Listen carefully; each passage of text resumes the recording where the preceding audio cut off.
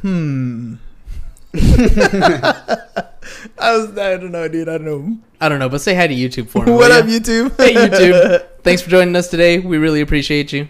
Let's rock All this right. joint. And we're going to rescan audio devices, and we're going to go for the podcast. Y'all ready? Let's do Here it. it is in 3, 2, 1.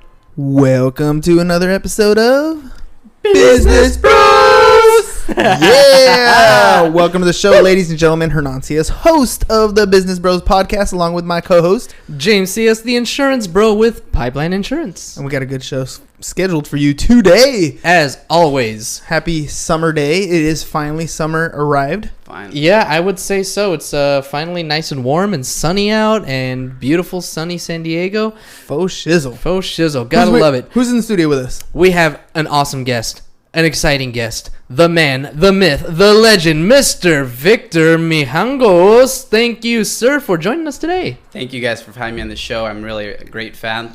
I love this show. I've been listening to this show before I got here recently, and it's really wonderful content. I'm really excited to be here, as you guys could tell. Thank you, thanks, brother. man. Thanks, man. Really appreciate that. Thank you, guys. All right, ladies and gentlemen, before we get to what Victor does, I want to make sure we remind you guys 365 pairs of shoes by the end of the year. So if you have a brand new pair of shoes, used shoes, cash donations, hit up James 619-884-0045 or James at csfirst.com. He'll hop on his Harley right over there and pick them up. Or you could be a guest on the show like Victor, and when you come over, bring some shoes. We appreciate those too. Thanks a lot, Victor, for having those.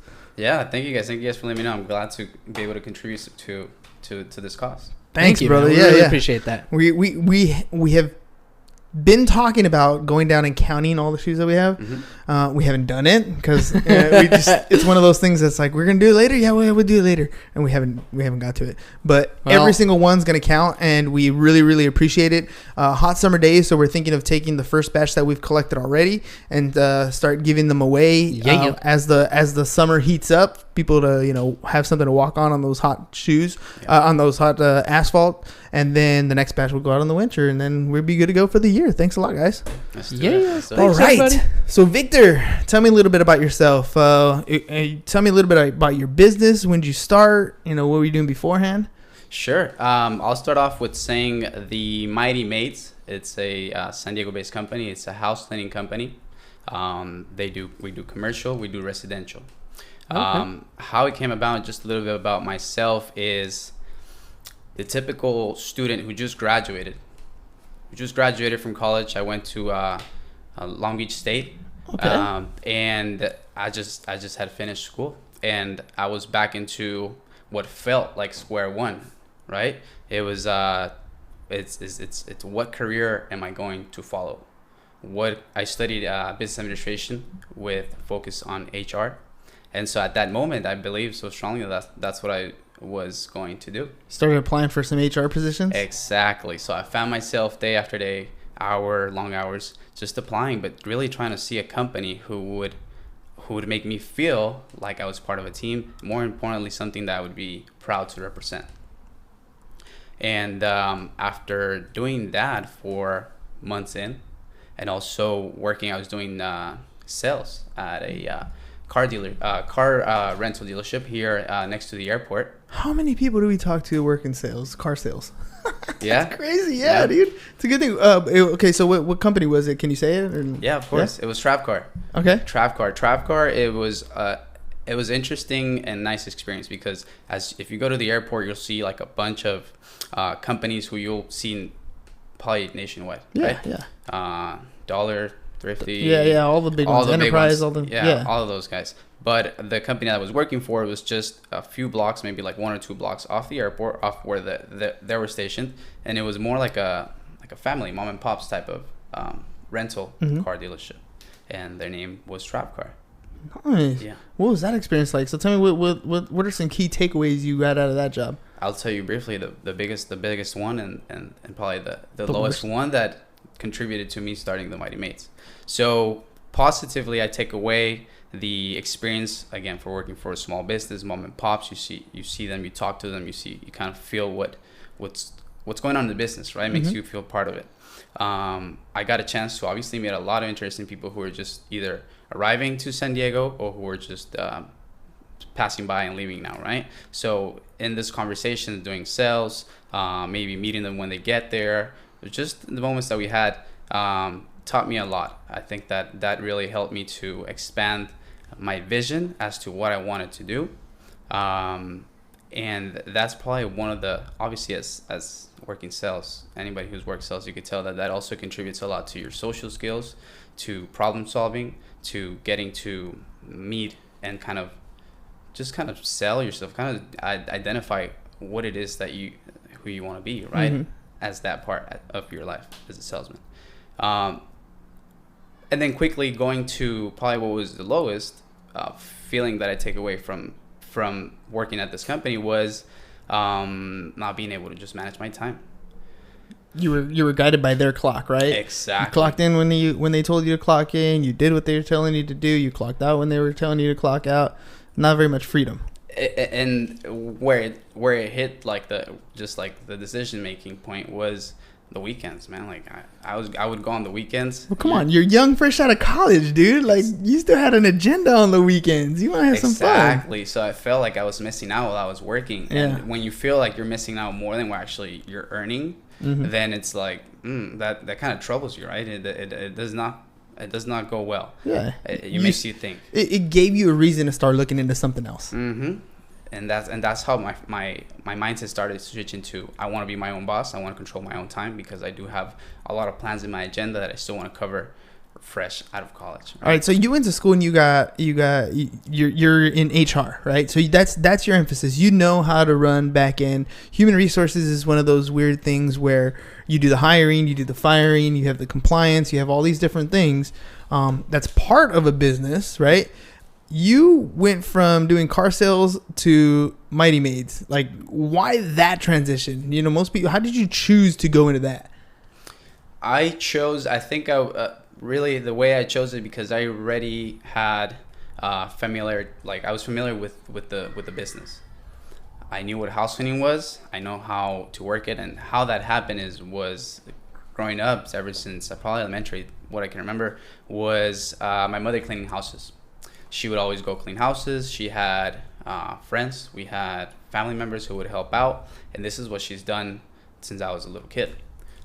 And so I started thinking, like, what could I do that I could become a business owner? And I was thinking all these crazy ideas of what businesses I want to start, or mm-hmm. I feel like owning, right? And so when it came about just like a conversation, like a new conversation, this is what I want to do. And she just started giving some ideas.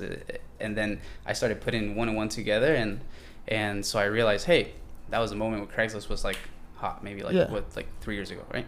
And so I said, what if I started making my own ads? She had, let's say, people that would help her, but she also had people who would kind of just wait until she would call for their help, right? Yeah. Sometimes there were some loyal customers already that she had.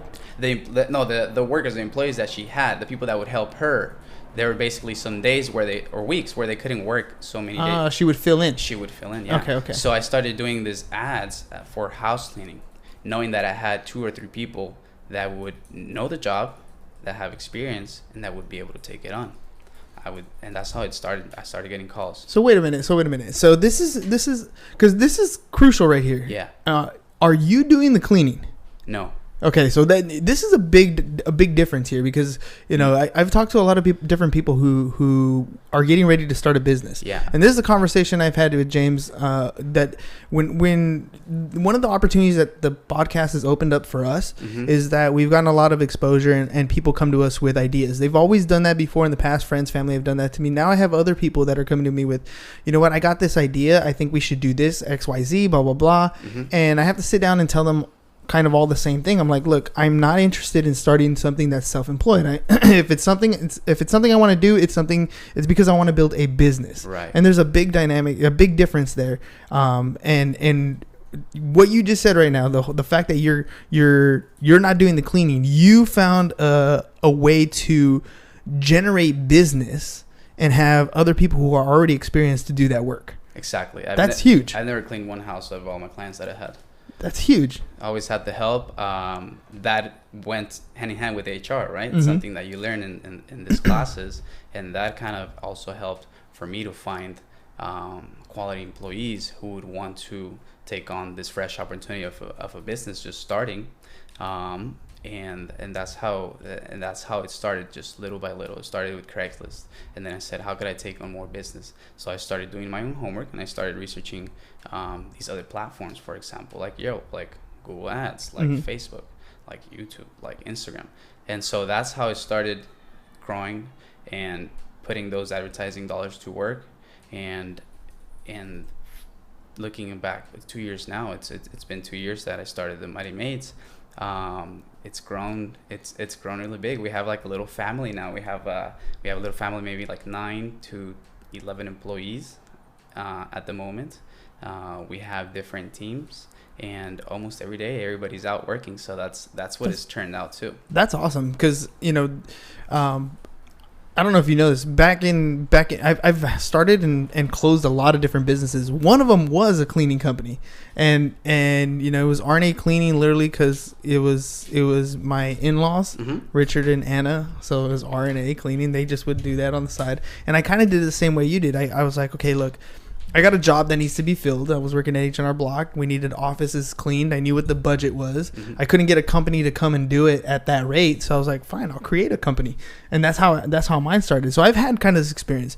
When I tried to scale, when I tried to grow it a little more, and I did kind of the same thing. I was like, well, I got a cousin over here that needs a job. I got this person who needs a job. For me, the biggest issue, and one of the greatest lessons I learned in that business, was how to manage these people, how to take on new employees and create systems in place to be able to run it. Now, I did not want that business at all from the very beginning. I went into it without any passion. Without any passion, without any dedication to grow this particular thing. I just did it because I was helping somebody else do it. You know what I mean? So help me a little bit on how do you manage these employees? Like what kinds of guarantees do you make them for hours? Like what kind of stuff did you burden yourself on your shoulders to help, ensure that they have work every day? Or have you done that? Yeah, of course. What kind of things that I would do that would ensure? Yeah, like you're going to bring on a new person to work at your company, right? Like, when are you saying, okay, now is the time to bring somebody else on? Or do I just continue to fill this person's schedule? What happened? In other words, one of the biggest issues I've had is we went into starting to clean vacation rentals in Mission Beach, and those were we had a couple contracts there, and it was really cool. But there would be emergencies during the week where you'd get a phone call and like, hey, we need more towels, or we need more this, or whatever it is. Right.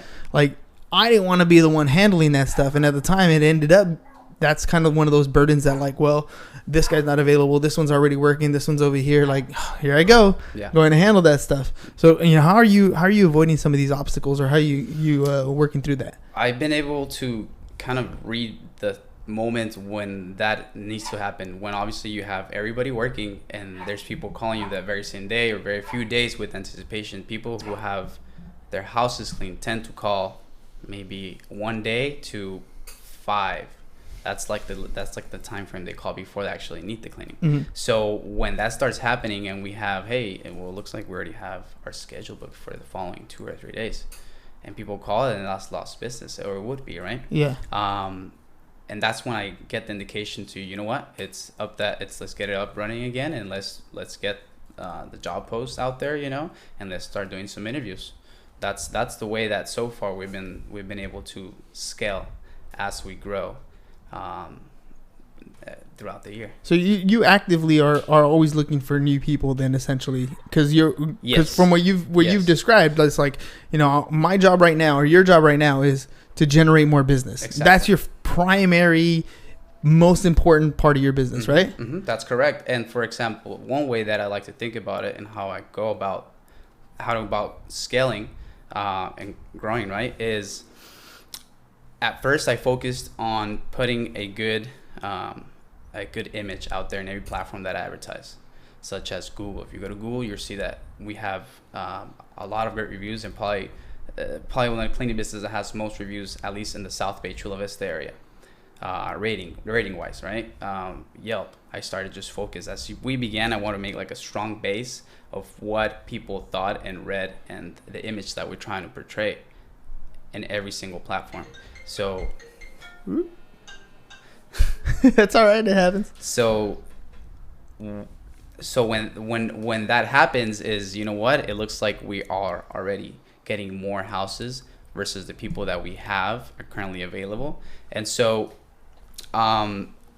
we put in more money into the marketing dollars. Like if you know that something is already working for us, at least it would be on Yelp, on Google, on Instagram, then we would just add into that budget and already plan ahead that when that happens, we will have the calls, and we also have the people ready to start getting these jobs taken care of. Tell me a little bit about your social media stuff, because to me right now, that's one of those things that's super important. Right. And there's a big difference between a branded and building a brand and doing marketing. Right. Like what you're describing right now was part of your brand building. You're putting that image up front, right? It's what people are going to see on a regular basis. It's how they review you. But then you kind of subtly talked a little bit about where you're putting your marketing dollars at, right? Mm-hmm. So tell me a little bit about the difference between those two in your business. What, you already described the brand. What kind of stuff are you doing as far as marketing dollars are concerned? Where is that going to? Mm-hmm. Well, as the marketing dollars are basically going into content that I already believe is proven to work.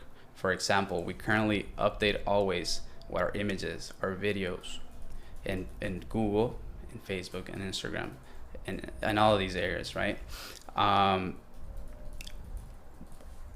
Basically, I believe that would go hand in hand as to the dollars being put in.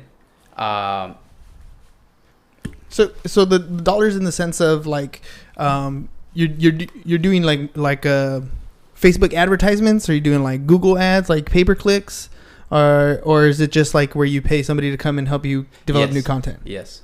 Yeah, basically somebody that helps us with the ads. I develop all the content myself. Okay. It's something that I currently am able to do. It's currently something that I enjoy to do while this is growing, is being established. Like the filming and everything? Yeah. Dude, that stuff, I just put out a video today, and it was, we went on vacation. So the wife and I went to Vegas, and the kids stayed home, and I left them with a GoPro, and I was like, hey, be sneaky, whatever you're going to do, just videotape yourself. It's my way of babysitting them while they're not watching, right? And and at the same time, we were, videotaping ourselves, and I created this mashup video. And it's like 9 minutes long, 10 minutes long, but it takes me a good 3-4 hours to do, to sit down and look at all the clips and decide what's good, which ones are going to make the cut, and then put them in the situation, add, all this different stuff. It takes a while, right? That's probably your favorite part right now in your business, is doing that part. It's one of it. I actually enjoy a lot of the things that I currently have to do. Is like you wear different hats, right? Yeah. Currently as the head of the business.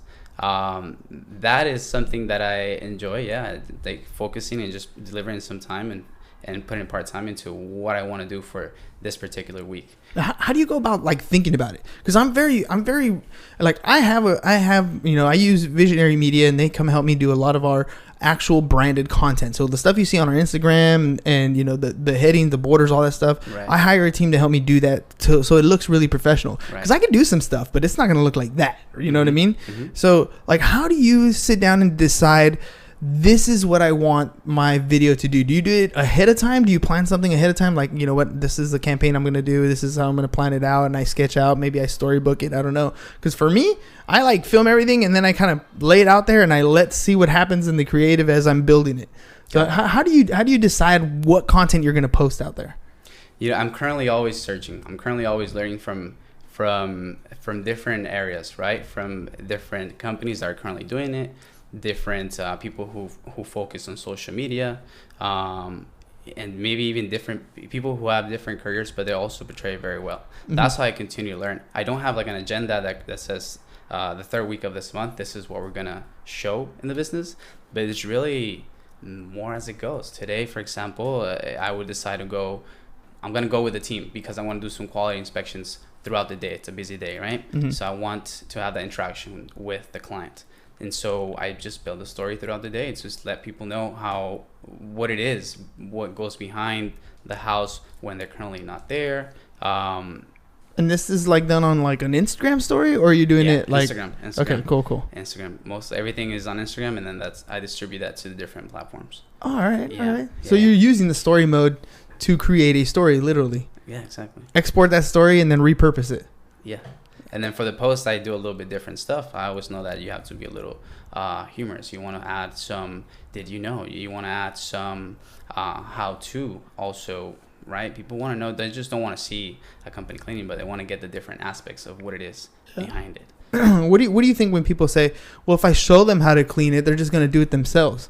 They don't. That's a way to look at it, but they're going to look at that and they're going to see, oh, it looks easy and looks cool, but it looks but like I don't want to do that. Yeah, and I mean, ladies and gentlemen, for the same reason why I hire out a company to do things so that they look well, right? So that if you look at my Instagram, it looks good, it looks professional. Mm-hmm. I hire a team to do that because I want that professional look.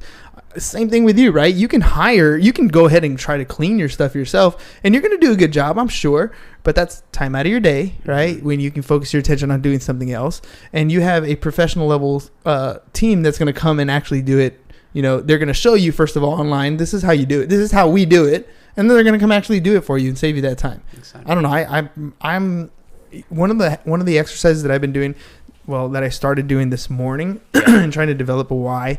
I'm trying to really focus in on why is it that I get up every morning. I do a lot of things, right? Yeah. Like I get up early, I go to gym, I get things going on a regular basis, but trying to really fine tune my why is it that I get up in the morning? I do it. I'm just curious. Yeah. What is inspiring you to ask that question? To ask the why question? Yeah. What to figure out your why? Well, dude, you know what? You know why I want to figure out my why? Because today I was in a weird mood. I was doing things that I normally do. I get up and I do them, but I didn't really feel like doing them. Right. I was just doing them. Okay. And so I was trying to figure out, well, you know, why is it that I get up every day? Why is it that I continue to go? Why is it that you built your business? Why is it that you do the quality control? Why is it why is it that people want to follow you and do what you're doing? Like there's a reason for that, right? And if I can simply, you know, narrow it down, and I think the biggest reason is when people ask me, what do? I can't answer that question clearly. I have so many different things that I'm good at. How do I answer that question clearly? So that's what's been going in my head the last couple of days. So that's why I was kind of asking you is why? Why are you getting up and doing it? Why are you choosing to create this particular video? Why is a big thing. Right. So, I mean, I don't know. Let me start with the simple one. Do you even know why you get up in the morning? What drives you? Of course. Yeah? Yeah. Share it with me. How I came about this, again, just going back to the base of why a cleaning business, right? It's really because to me, I love the potential to have that time for yourself. Why? I think my why and why I wake up every morning and continue to always look for a better Mighty Mates, right? Why we continue to look for better ways for our employees to feel while we're currently working, and better way to give customer service really to all the people that we help is to be successful at what we do so that I could also do what I like as my passion. For example, I like to travel a lot. I like to travel as often as possible. And being able to manage the Mighty Maids and something that you could work from your phone or just for anywhere there's internet, you take your laptop, travel with your laptop. That has been, to me so far, the most pleasurable experience. Being able to work from Cabos, being able to work from, I don't know, Seattle, anywhere, yeah. Really. And that I've been able to do while I travel. We don't stop working just because I'm not here. And that to me was why I wanted to be my own boss and create the Mighty Mates at first. At my first year, the first year that we started, it was more like a trial. I just said, I'm going to put my head down, drill it down, and do this for 1 year, and then just talk to myself at the end of the year and kind of just decide. Did you quit? Did you quit and go full on? Like, I'm going to do a Mighty Maids, that's it? No, it started scaling. It got to the point where I was working at the offices of Travcar while at the same time taking calls, taking calls from, hey, can I get an estimate? I would quickly run to the restroom. I would go into the office. I would do some other things that probably were not full on focusing on the job that they were giving me, but it just started growing like that to the point where I just couldn't do both. I couldn't do both. So I said, you know what, where do you have some steady clients? Where do you have some steady days for work? So I'm just gonna do the switch. So your why is you want to travel. Your why is my why is just is really just have the time to do whatever makes me feel happy. You know, whatever drives me. I like to play soccer. I like to be always doing some athletic events. If it's a tournament, if it's any gathering that becomes like that, you want to be able to go. Exactly. You want to be able to go. Exactly. That's see, and I like those things too. I honestly do, but I don't know. Like I was sitting down, I was journaling. I got my journal over there. Oh, that's all right. James has this on this camera right here, so I'm pretty sure, anyways, because he has blue monitors. I didn't even tell you that at the beginning, so I know that our camera's right there. So no big deal. Oh, look at that, everybody! You are blowing up today. You are popular. Yeah. See, there's your why, to answer the phone. No, I mean, I was journaling my stuff, and I was listening to different audios today, and I was trying to figure out, you know, how do I simplify what it is I want to do? You know, what is the thing that I want to put out into the world? When somebody asks me what do I do, how do I describe that feeling? And it was a bunch of different things, but for some reason it always it does come down to me. There is a money metric there, but not in the sense of I want to make a lot of money just to, you know, yesterday I didn't have a podcast scheduled, and so we went to SeaWorld, and on my way to SeaWorld I saw this white Lamborghini cruising up, and my wife's like, "Ooh, is that a Lamborghini?" I was like, "Yeah, it is." And I look in the driver's seat, and it's Billie Jean, right? And I was like, "Oh, that's Billie Jean, right?" And I know who Billie Jean is. She has no clue who Billie Jean is, right? Yeah. But if you're in marketing, you know who Billie Jean is. Yeah. Rolling up in this white Lamborghini, you know, and I was thinking to myself, even if I had the money, I don't think I would. I'm not the Lamborghini type. I'm not the type that's gonna get chains and wristwatches and buy Tom Ford suits or Gucci, you know, shoes or whatever. That's not me, right? And I don't know if having that kind of money would absolutely change that. I like having the money because it's a metric for me. It's like, look at my trophy. Look what I have achieved, but it's not because I want to spend it. I don't know. Does that make sense? Yeah, like, of course. To me, that's the only real reason. And I started trying to dig deeper in that. And I was like, okay, well, why? Again, with the why, right? Why do I just want to have that bank account get bigger and bigger? If I'm not going to spend it, if I'm not going to go out and do fun things, if I'm not going to drive a white Lamborghini on the freeway to Mission Beach, why? You ever think of that? Like, yeah. Like, and now I'm wondering, maybe that's also something that you look up to other people, right? I'm sure that whatever you're deciding to become, it's a combination of a lot of people who you follow, who you admire, who you look up to. Maybe they have something that you wish you have, or maybe you have, but you want to get it to the point that they have. I think that's what it comes down to after, like, the why. It's like, down to a lot of little factors like that, I think. Yeah, well, lately I've been trying to really, like, just continue to dig deep, right? Continue to dig deep and ask myself that question, just to ask a little more. Mm-hmm. Why? Like, I know I'm starting to get to a different level. Like, I look up to people who have that kind of money, right? Right. But do I look up to them for their money? I don't think so. I look up to them for their influence, for their education, for their knowledge. Mm-hmm. Right. And I think that's more along the lines of what I want to be able to do. Mm-hmm. I want to be able to be influential. I want to be able to educate. I want to be able to help people achieve. My favorite thing to do is to make a light bulb go off. Right. Mm-hmm. Like, if I'm sitting down with you and we're sitting down and we're talking about your business and whatever it is, and I give you an idea and you're like, oh, that's a great idea. I can do that. Boom. That's the happiest point of my day. Okay. I do that with students every day. Like, I'm like, let me show you this cool thing. And then I look down in the class and I'm talking about different things and I see their light bulbs go off. It's the favorite thing. And it has nothing to do with the amount of money I have. It has to do with the credibility that comes with it. Does it make sense? It makes sense. Like, if I look at somebody like Billie Jean, it's not so much that he has the money. It's that he's done something that I would look up to and want to learn from. Got it. You know what I mean? You're a boss. You own the business. That gives you the credibility. You bring the work in. So your employees not only look to you as a boss, hopefully in your company, they're looking to you as a leader, somebody they want to aspire to be. Like, wouldn't it be awesome? I mean, kind of in a way, I guess, if you inspired one of your employees to help build a massive team for him, and then they have the freedom that you have through a system that you created. So it's mutually beneficial. Correct. Yeah. Right? I mean, how awesome would you feel partying with this guy that used to work for you and now he's at the same level you are? That would be great because, as you know, like, for example, doing your hustling or doing your special thing that you like, you're always working towards it. But sometimes when entrepreneurship might feel a little bit lonely at times because you may be, or you feel like you are the only one with that current situation going on.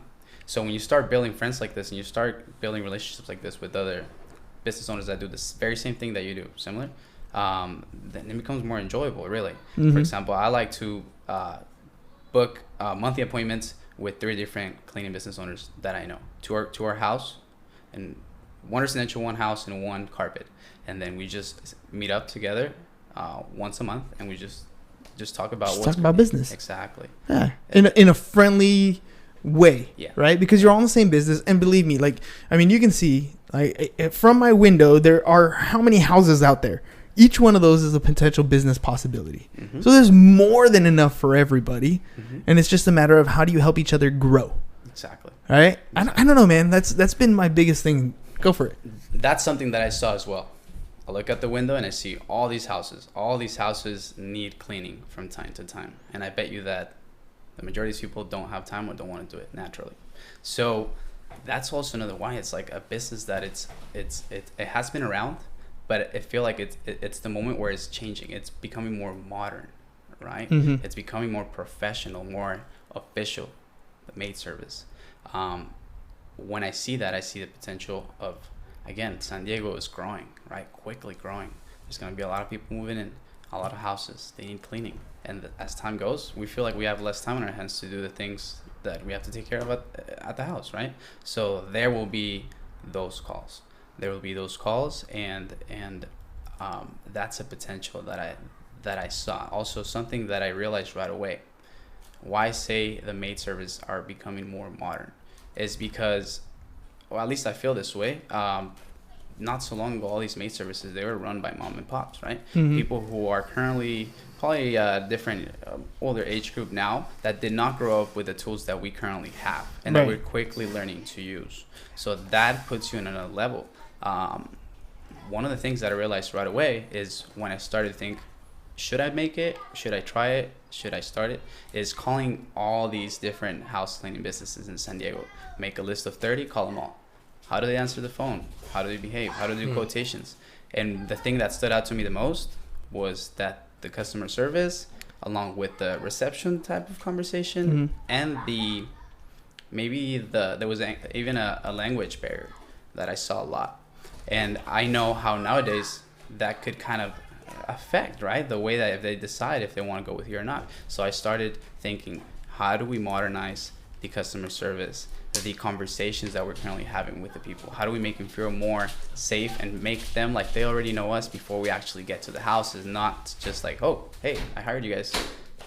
How are you guys, right? That totally makes sense, dude, because you're right. The language barrier could be a big barrier between, getting the business and closing the business. And I'm sure that there's a lot of people who do a very good job and just have that language barrier that stops them from taking their business to another level or getting more business. That's probably a reason why you meet with them, right? And you're like, hey, do you want more work? It's probably your sales pitch, right? And they're going to say, yeah. And you're like, cool. Let me put you on call and I'm going to generate more work. And when I have more work, I'm going to just call you up. Also, really quickly, that's a really smart idea of getting that list together of, I guess, competitors, calling them and seeing how they operate. I had the same recommendation. I'm working on our website for our insurance company, and I had the same basically recommendation of take a look at 3 competitors, 3 people that you see as competitors, and see the content that's on their website, and how you might want to use it for your own website, and not just the content but the design and all that, and then take 3 companies that you would aspire to be like. Correct. 3 companies that you want to be like, and take a look at their content, and see how you can manipulate your website or fix your website to look the same. So you're doing that same type of thing with I was it's really smart. Looking at the websites, looking at the way they answer the phone, looking at the type of quotations they would give, how many people they would send. the questions they would ask you, it's really different. I would think they would all ask the very same questions. Like they would ask you, sometimes people ask you questions that I wouldn't think that they were spot on, and some that were just very general, like why do you need to know that? But doing that task for anybody who's already in the business or starting one, it really helps out a lot to identify how you're going to make your point of value. How are you going to be different? How are you going to be better? Right? That's a good way to work on your business when you're not working in it. Yeah, that's absolutely true. I mean, dude, there's a lot that in our conversation today you kind of helped me realize for myself. So thank you. Because, I'm digging into your questions, but also at the same time kind of asking myself the same type of thing. You know what I mean? Like, we talk about our insurance company all the time, right? And he's actively working in the business, and then another partner, and I are actively working on the business, right? And so we're looking at different ways. And I've never thought to pick up the phone to call the competitors, and with that intention, with that purpose. And I talk to real estate agents all the time, and you should probably call a couple of real estate agents and ask the same questions, and, talk to different brokers, because, as a real estate agent, when you go to interview with a broker, it's kind of funny because you interview with the broker, and I always feel it's weird because it's like, are they hiring you or are you hiring them? Like, you know what I mean? Like, there's a mutual hire there. And I feel that, at least from the conversation that we've had, when you're talking to people who are potentially going to be part of your team, it's a mutual interview. You're sitting there talking to them, and you're basically thinking, are we a good fit? Like, do I like you? Do I think that I trust you? Like, you're going to be part of my team? And hopefully it's the other way around too. Do you trust me? Like, is this a good fit? Are we going to work together? And if it is, then we can move forward. If it's not, well, you know what? I mean, good luck. And, I wish you the best. That's right. Yeah. For example, in that, you think of the attitude, right? Hire the attitude, not really just the work that they're showing you that they've done, but it's really more about the energy that you feel in that process, right? Yeah, for sure. All right, dude. I mean, thanks, first of all, for coming on the show and for helping me dig a little deeper into my why. Appreciate it. Take a look at your camera right here. James is going to set you up and let them know, how do they get a hold of you, whether they have a cleaning company they want to work with you, or they're a customer they want to work with you, or there's a bunch of realtors and realtor friends that watch our show. Like, how do they get a hold of you? Got it. So if you're currently watching this and we're currently thinking of hiring a maid service, you need your house cleaned, you're just too busy with the housework. If you currently own a service business, if it's maid, if it's carpet, and you would like to meet and kind of just share ideas, brainstorm, work together, whatever it is that is related to house cleaning, how to start a house cleaning business, anything, you guys could reach me at our personal phone number. I'll be answering the phone personally. It's 619-513-0154. You may also find us at our website, which is www.themightymaidsandiego.com, or follow us on Instagram at the handle TheMightyMaids. Perfect. All right, dude. Last little 2 sections. One, I'm going to ask you, who do you think would be a good guest to have on the podcast? So while you think of that one, we'll do the Ask the Bros question. So you can ask either one of us, personal question, business question, whatever you like, and we'll do our best to answer it. Sure thing. I think I have 2. Go for it. Right off the bat, I think 2. One of them is my fellow friend, which he focuses on the commercial part of house cleaning. His name is Francisco, and he currently owns and manages Wepa House Cleaning. Wepa. W-E-P-A House Cleaning. Or cool. The cleaning, because he does commercial, not house. We'll try to tag him, and if not, make sure you tag him on the Facebook. Yes. And we'll get him. We'll reach out to him, see if they're interested to be on the show. Yes, sir. All right, Ask the Bros. What question do you got for us? A question that just that I thought about right here when we were just talking about the why is: do you guys believe that your why you starting a new business venture changes constantly as you go? Ooh, that's a good question. Do you believe the why changes as you move along, Ham? Yes. You think yes? I think yes. I think as human beings, we live, we grow, and our why changes. 10 years ago, your why would not have been Mila, Brianne, Cias, and Liam Alexander. Wouldn't have been, right? Mm-hmm. Right? But now that's part of your why. That's definitely part of your reasoning. So yeah, absolutely. I think our why does grow with us. That's a great answer.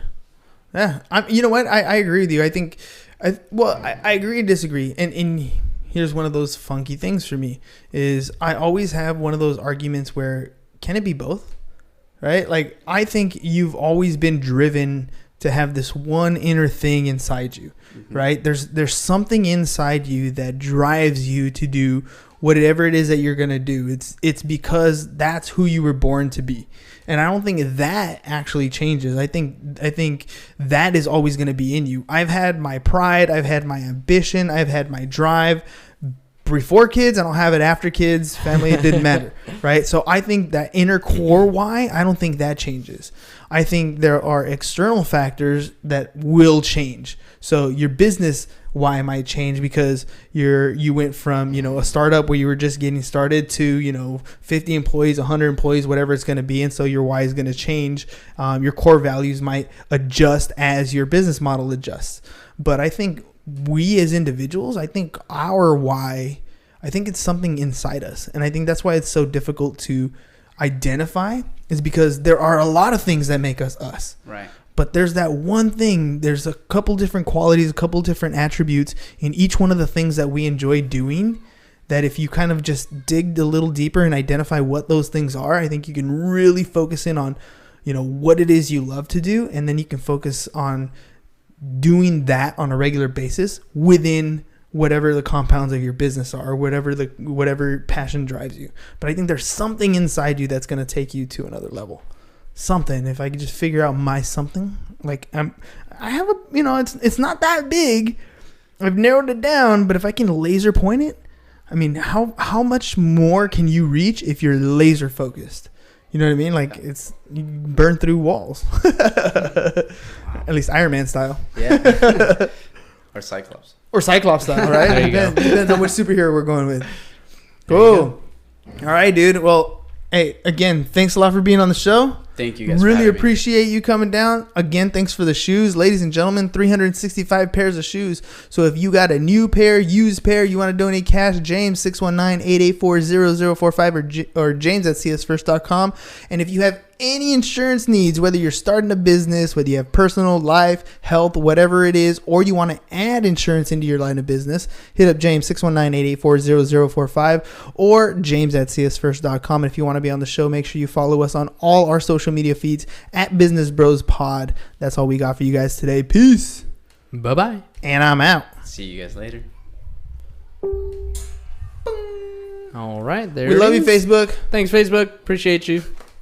Miguel Ponce. You good? Yeah. Dude, I was caught off so